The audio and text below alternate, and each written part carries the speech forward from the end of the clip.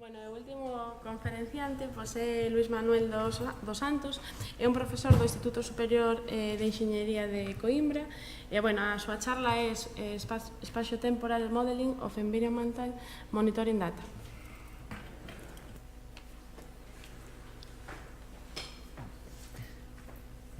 Também vou falar em português, espero que não se importem.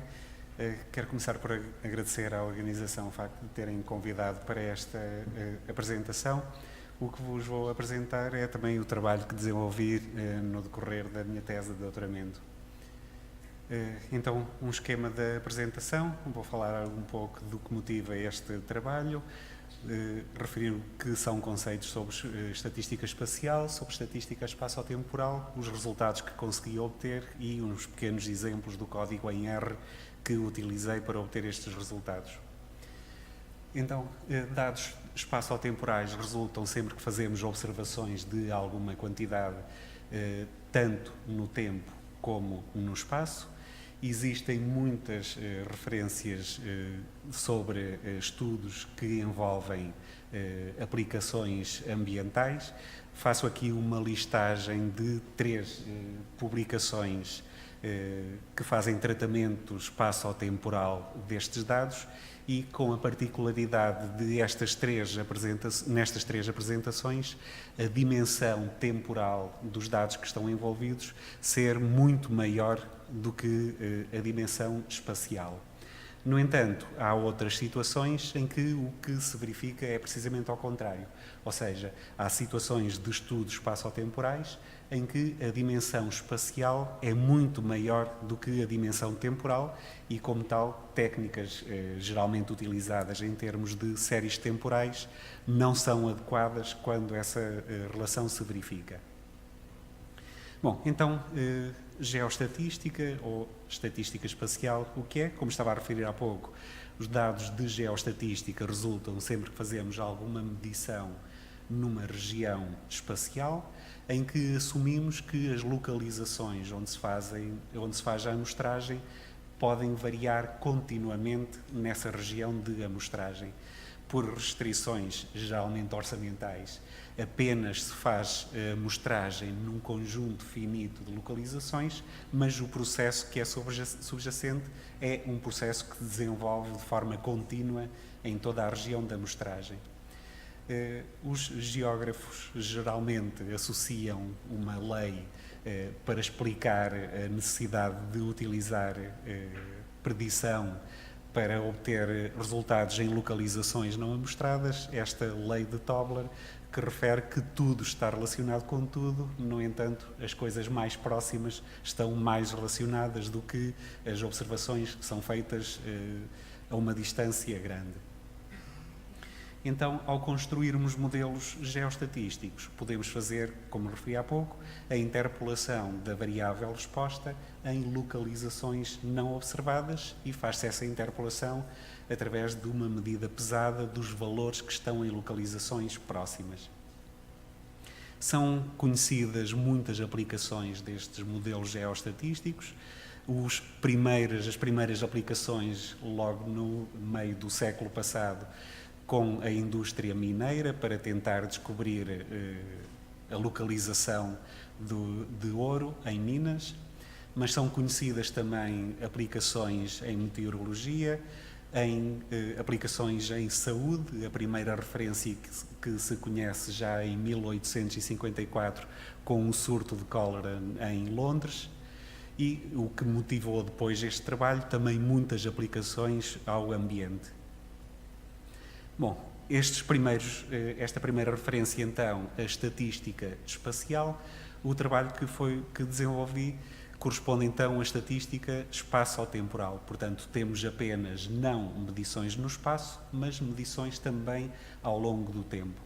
E de facto as tecnologias modernas permitem, como estava a referir há pouco, obter observações com muita facilidade ao longo do tempo, quer com estações de monitorização fixa que de facto podem debitar resultados com fluxo diário ou com fluxo horário, portanto é muito fácil obter dados com a componente quer espacial, quer temporal. No entanto, temos que prestar atenção que, quando passamos do contexto apenas espacial para o contexto espaço-temporal, não estamos apenas a acrescentar uma dimensão mais, temos que verificar que o que acontece em termos de distâncias espaciais pode não acontecer em termos de distâncias temporais. Se pensarmos ao contrário, a relação entre a medição hoje e ontem, portanto, uma distância temporal, não faz sentido em termos de espaço. A localização num ponto A e a localização num ponto B não têm essa relação como se consegue ordenar no tempo. Portanto, devemos fazer acrescentar mais uma dimensão, a dimensão temporal, mas temos que prestar atenção à diferença de natureza nas duas dimensões. Bom, então, como referi, o trabalho que desenvolvi, neste caso particular, teve principalmente uma motivação ambiental e o objetivo deste trabalho foi verificar a importância de incluir nesse processo de predição quer a informação sobre o passado, portanto estávamos a acrescentar informação temporal, mas também informação de covariáveis que explicavam o processo que estávamos a observar. E fizemos esse estudo desenvolvido em duas etapas.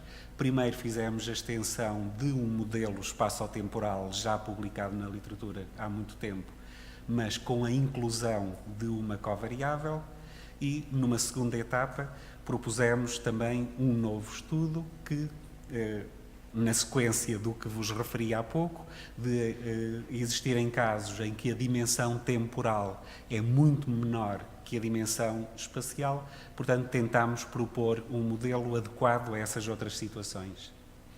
Os dados que utilizámos correspondiam a dados de monitorização ambiental no território de Portugal. Os dados, em particular, de concentrações de medições de deposição em musgos, em particular de manganês e de chumbo. Então, este conjunto de dados que utilizámos correspondia a 146 localizações espaciais. No entanto, verificámos que essa distribuição das localizações era mais concentrada aqui na zona norte, na zona da cidade do Porto, na zona de Lisboa, mas também ali na parte sul, na zona onde há uma refinaria, portanto há muito movimento de barcos a transportarem petróleo, portanto é uma zona com uma forte implantação industrial, portanto a amostragem foi intensificada nessas três zonas. Tínhamos dados também correspondentes a 3 períodos de observações, em 1992, 96 e 2002, e, portanto, como na maior parte dos estudos de monitorização ambiental, o nosso objetivo era prever as concentrações de deposição de metais pesados em localizações que não estavam amostradas e, em particular, para podermos utilizar os dados do passado, fazer a predição apenas para o período de amostragem mais recente, ou seja, para 2002. Ainda para verificar, para estudar a precisão das predições que estávamos a desenvolver, comparámos ainda 4 modelos de predição diferentes. Em particular, para o ano de 2002, utilizámos um modelo espacial incluindo covariáveis ou não incluindo covariáveis e também um modelo espaço-temporal incluindo covariáveis ou não incluindo covariáveis. Bem, em particular para os 2 metais pesados que estávamos a utilizar, estou a apresentar ali um pequeno sumário das observações para cada uma das campanhas, em 92, 96 e 2002, e o que começámos por verificar foi que, em qualquer um dos casos, a amplitude de observações era bastante grande. Por exemplo, em relação a manganês, tínhamos logo na primeira campanha um valor mínimo de 16 miligramas por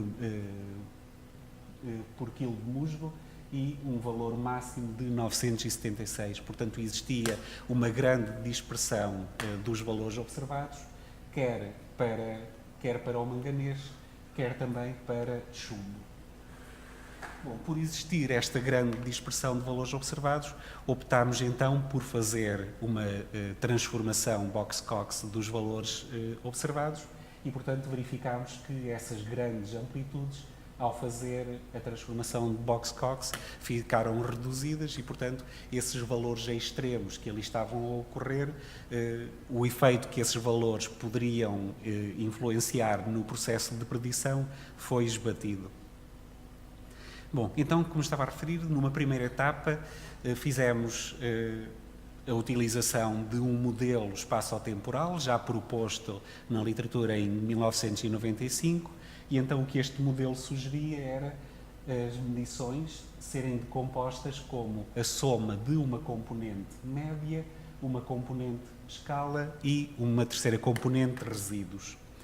Com a particularidade de a componente média espaço-temporal se decompor como a soma de uma componente apenas espacial com correções temporais, depois a componente de escala, o produto igualmente de uma componente apenas espacial por também uma correção temporal e a parte de resíduos que não era capturada pelas componentes anteriores. Bom, como a componente média neste modelo era principalmente uma componente espacial, depois com pequenas correções no tempo, achámos adequado utilizar este modelo para o caso particular que tínhamos, com 146 observações espaciais, mas apenas 3 observações temporais. A primeira proposta de generalização que fizemos, propusemos então incluir uma covariável na componente média e a covariável que utilizámos foi precisamente porque observámos que havia regiões com maior densidade de amostragem. A covariável que utilizámos foi precisamente essa densidade do desenho amostral. Bom, e então para o modelo, para a campanha mais recente, para 2002, conseguimos fazer a predição quer de concentração de manganês, quer de concentração de chumbo, utilizando então os 4 modelos, 2 modelos espaciais, considerando ou não considerando a covariável, e igualmente para este modelo espaço-temporal, também com 2 etapas, considerando covariável ou não considerando covariável. Apresenta igualmente um sumário das medições previstas e do erro de interpolação em parênteses. E então o que verificámos ao fazer a comparação destes 4 modelos é que de cada vez que acrescentávamos mais informação, as predições que íamos obter eram mais precisas, portanto tínhamos menor erro de interpolação. Em particular, utilizando dados apenas de 2002, verificámos que a inclusão de covariáveis diminuía o erro de interpolação em relação a não utilizar a covariável. Quando passámos a incluir também a informação do passado, ou seja, quando consideramos o modelo espaço-temporal, verificámos que também nos 2 casos, quer incluindo a informação da covariável, quer não incluindo, os valores eram mais precisos e, portanto, o modelo mais informativo de todo, ou seja, este último modelo era aquele que apresentava, em termos de precisão, resultados melhores. Verificámos ainda também que, em particular para estes 2 metais, o manganês e o chumbo, o que os biólogos sugerem é que, de facto, a causa para a deposição destes 2 metais é precisamente oposta, enquanto que a deposição de manganês tem causas mais particularmente da própria estrutura do terreno, portanto o facto de haver pouca construção, a erosão do próprio terreno facilita a acumulação nos musgos de manganês, a acumulação por chumbo tem causas precisamente contrárias. Geralmente os musgos absorvem mais musgos, causado com causas do homem. Portanto, a combustão, os motores dos nossos carros, o caso, por exemplo, na zona de Sines, que há um grande movimento de petroleiros, também liberta muito chumbo, portanto, são causas de deposição completamente diferentes. E como verificamos que, de facto, são zonas onde há maior concentração humana ou industrial que há mais localizações amostradas, verificámos que também o facto de estarmos a incluir a covariável corrige os valores que estavam a ser preditos para o manganês e para o chumbo. Em particular, esta covariável corrige uma subestimação de manganês e corrige uma sobreestimação de chumbo, porque precisamente o facto de, por exemplo, no chumbo, em zonas onde há concentrações muito elevadas, haver também muitos pontos de amostragem, aumentava as predições que eram feitas. E então, como também já referi, o modelo espaço-temporal com a inclusão de variáveis, portanto o que eu ali designo como o modelo mais informativo, é aquele que apresentou menor quantidade de erro de interpolação. Bem, conseguimos igualmente construir mapas de padrões de deposição de metais pesados. O que tenho na primeira linha aqui para manganês, na primeira linha correspondente a modelos apenas espaciais, na segunda linha modelos espaço-temporais, à esquerda sem inclusão de variável, à direita com inclusão de covariável e, portanto, aqui nestes casos, primeira e terceira coluna, mapas de predição, segunda e quarta coluna, mapas de erro de interpolação. E então o que verificamos? Menores erros de interpolação no modelo mais informativo.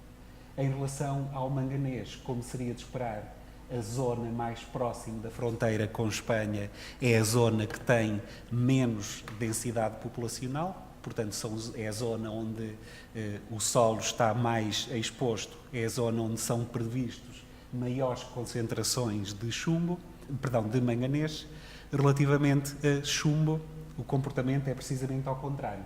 Portanto, zonas mais no interior de Portugal continental, onde há menos influência de atividades humanas com concentrações mais baixas, zona de Porto, Lisboa, zonas onde é previsto haver maior concentração de chumbo.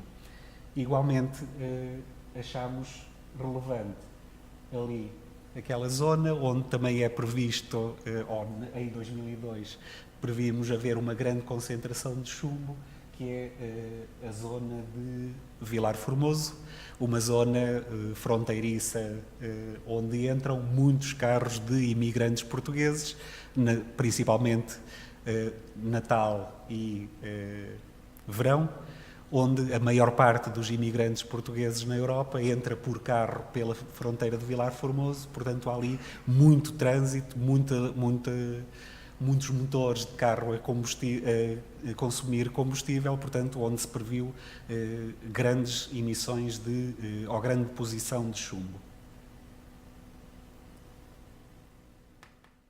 O que verificámos utilizando estes 4 modelos diferentes foi que, se utilizássemos diferentes metodologias, portanto, ou apenas espacial ou espaço-temporal, utilizando covariável ou não utilizando covariável, obtínhamos diferentes valores preditos e, portanto, para estudar a precisão desses valores, fizemos um estudo de validação cruzada, portanto desprezámos uma localização de cada vez e fizemos a predição dessa localização à custa de todas as restantes. Usámos como medida de discrepância o erro absoluto de predição e, portanto, mais uma vez confirmámos os resultados que anteriormente tínhamos de o modelo mais informativo, portanto o modelo espaço-temporal, incluindo covariáveis, era o modelo que apresentava menor erro absoluto de predição. Bom, como estávamos a falar, este primeiro modelo, o que fizemos foi, na componente média, substituir ou concretizar em cada localização a média das observações nos 3 tempos, mas desta forma não conseguíamos explicitar a dependência temporal que estava subjacente aos nossos dados e, em particular, o facto de haver poucas observações no tempo. Então fizemos uma outra proposta, no fundo um modelo equivalente ao primeiro que tínhamos utilizado. No primeiro caso surgia a componente média e a componente escala multiplicada pela componente resíduos. Nós neste caso consideramos a soma de componente média com componente não observada e, igualmente, a componente resíduos. Permitimos, igualmente, indexar covariáveis tanto no espaço como no tempo. A covariável que utilizámos, em particular, no caso anterior, era indexada apenas no espaço. Aqui conseguimos construir covariáveis também indexadas no tempo. Supusemos que o processo não observado, que ali estou a designar por Z, era definido à custa numa distribuição multivariada normal, de média zero e matriz de variância sigma, e supusemos igualmente que os erros tinham comportamento normal. De forma equivalente ao que já acontecia no caso anterior, supusemos igualmente uma estrutura de covariância separável, ou seja, supusemos que a matriz de covariância do processo não observado se poderia obter como produto de uma função de covariância apenas espacial e uma função de covariância apenas temporal. E, além disso, tentámos ainda verificar, tendo ainda em mente que as dimensões espacial e temporal podem ser completamente distintas, procurámos ainda também utilizar esse facto de termos dimensões distintas e, portanto, contrariamente à abordagem mais frequente em que, nessa estrutura de covariância, aparece uma correlação apenas espacial, uma correlação apenas temporal e uma variabilidade total espaço-temporal, propusemos igualmente entrar em linha de conta com duas contribuições de variabilidade, uma variabilidade apenas espacial e uma variabilidade apenas temporal. Neste caso particular, tínhamos apenas 3 observações temporais. O número de parâmetros temporais a estimar igualava o número de observações temporais, o que então é geralmente conhecido como um modelo de correlação temporal saturado. Então, como estava a referir, as covariáveis que incluímos agora neste modelo, a mesma covariável indexada no espaço, a intensidade das localizações da amostragem, e uma covariável indexada no tempo, que foi a contribuição específica de uma determinada campanha. Isto porquê? Porque, por exemplo, no caso anterior, tínhamos feito o estudo para o chumbo e verificámos que, em particular, no período de amostragem que temos, de 92 a 2002, em particular as campanhas que tínhamos eram 92, 96 e 2002, e em Portugal, entre 1996 e 2002, passou a não ser permitido utilizar nos carros gasolina com chumbo. Portanto, em 2002, certamente que já estaria a ser visível esse efeito de não ser permitido gasolina com chumbo. Portanto, era precisamente um conhecimento de alguma informação no tempo que poderia, eventualmente, influenciar os resultados. Portanto, pretendemos utilizar a contribuição específica de cada uma das campanhas para entrar em linha de conta. Bom, utilizando então as duas versões de covariância como função de uma variabilidade espaço-temporal total, ou então particionando numa parte de variabilidade espacial e uma parte de variabilidade total, verificamos ainda que os resultados são equivalentes nestas duas abordagens e isto depois também não foi um resultado surpreendente. No entanto, verificamos que, em termos do erro de interpolação, os resultados eram melhores do que o modelo que anteriormente tínhamos testado. Fizemos igualmente um estudo de validação cruzada, tal como já tínhamos feito no caso anterior, e os resultados que obtivemos para este estudo de validação cruzada, quer utilizando uma variabilidade total, quer separando em variabilidade espacial e temporal, foram exatamente iguais. E isto, de facto, não foi um resultado surpreendente, porque decompor a variabilidade total como o produto daquelas duas corresponde apenas a fazer uma reparametrização daquela variabilidade total. Portanto, no fundo, ao considerar estas duas versões para a estrutura de covariância, no fundo estávamos a utilizar exatamente o mesmo procedimento, apenas estamos a fazer uma reparametrização da variabilidade e, portanto, não foi surpreendente obtermos exatamente os mesmos resultados em termos deste estudo de validação cruzada. Bom, apenas fizemos a construção de mapas de predição para manganês, Uma das imposições que fizemos para este modelo era, de facto, os dados terem comportamento normal. O que verificámos é que apenas, nem com a transformação Box-Cox, em particular os dados de chumbo, não conseguíamos ter ajustamento à distribuição normal, apenas conseguíamos para o manganês. E, portanto, como um dos pressupostos que estabelecemos para o modelo era os dados serem provenientes de uma distribuição normal, apenas fizemos a predição para a campanha mais recente e para manganês. Bom, nestes dois estudos, quer utilizando o primeiro modelo já conhecido, quer utilizando esta nossa nova proposta, utilizámos logicamente muitas das funções que já estão implementadas em R, utilizámos diversos packages, em particular o GStat, o GOR, portanto, tudo funções que já estão implementadas em R.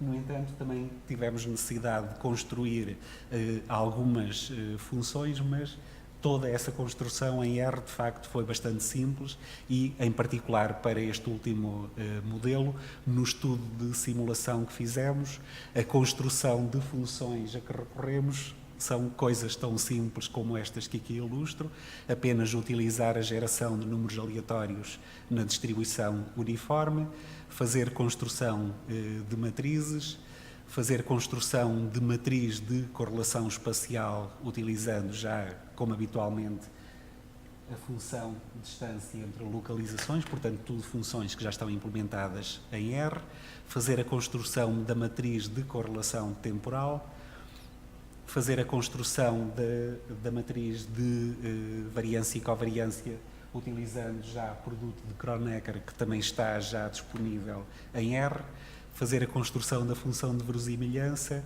fazer a construção de função a otimizar essa função recorrendo já à função optime. Portanto, toda esta parte de programação intermédia que tivemos que desenvolver, de facto, não envolveu programação muito elaborada, foi recorrer sempre a funções mais elementares que estão já disponíveis no R. Bom, e terminei. Obrigado.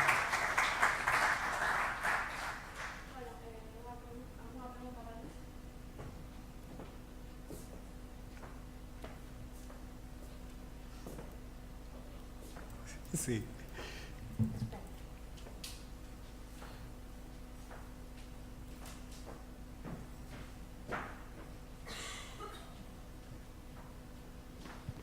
Nada, por lo que vexo ao final, empregarse eso, máxima verosimilitud para estimar os parámetros. Sí, sí. Nada, sería interesante o mellor comparar, aquí somos de métodos non paramétricos, entonces, por exemplo, poderíase comparar, por probar a empregar metodoloxía non paramétrica, unha tendencia espacial non paramétrica igual, modelos de dependencia tamén non paramétricos. Entonces, sí, si nun momento dado, eso, é uma sugestão. Pode-se facer algunha prova a ver que sale con estes datos. Sim, também outra sugestão que já tive também quando fiz a apresentação deste trabalho, neste último modelo focámos apenas dados provenientes de uma distribuição normal, está já também em sugestão tentarmos verificar o que acontece para dados não gaussianos. Em particular, essa sugestão foi apresentada por um biólogo que nos refere que na natureza raramente conseguem obter dados com distribuição normal, portanto seria também útil tentar verificar, é uma sugestão que está na manga, verificar também o que acontece para dados não gaussianos. Vale, pois, obrigada, Luís.